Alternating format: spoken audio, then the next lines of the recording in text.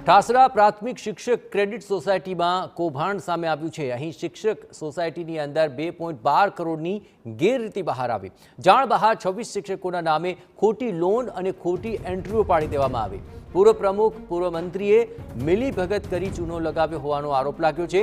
પૂર્વ પ્રમુખ અહીં ગોકળ ઠાકોર, પૂર્વ મંત્રી અજીત ઝાલા, ક્લાર્ક પંકજ પરમાર કસૂરવાર ઠર્યા છે અને જિલ્લા રજિસ્ટ્રારે 2,12,69,462 રૂપિયા વસૂલવા માટે હુકમ કર્યો છે। પૂર્વ પ્રમુખ પાસે 1,70,03,86 રૂપિયા વસૂલવા માટે હુકમ કરાયો। પૂર્વ મંત્રી અજીત ઝાલા પાસે 31,70,386 રૂપિયા વસૂલવા હુકમ કરાયો છે। ક્લાર્ક પંકજ પરમાર પાસે 10,63,462 રૂપિયા વસૂલવા માટે હુકમ કરાયો છે। જો કે હજુ પણ અજીત ઝાલા ડિરેક્ટરના હોદ્દા પર અને ક્લાર્ક પંકજ પરમાર હોદ્દા ઉપર યથાવત રહેતા રોષ વ્યાપ્યો છે। નાણાકીય વસૂલાત સાથે પોલીસ કાર્યવાહી કરવા મંડળીને ફરમાન કરાયું છે।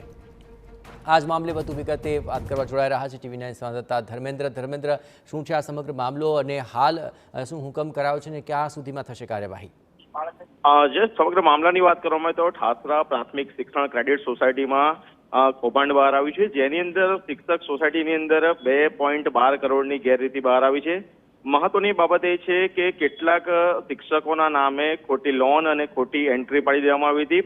મહત્વની બાબત એ છે કે તત્કાલીન ઠાસરા પ્રાથમિક શિક્ષણ ક્રેડિટ સોસાયટીના પ્રમુખ અને પૂર્વ મંત્રીએ મિલીભગત કરી અને આ કામને અંજામ આપ્યો હતો।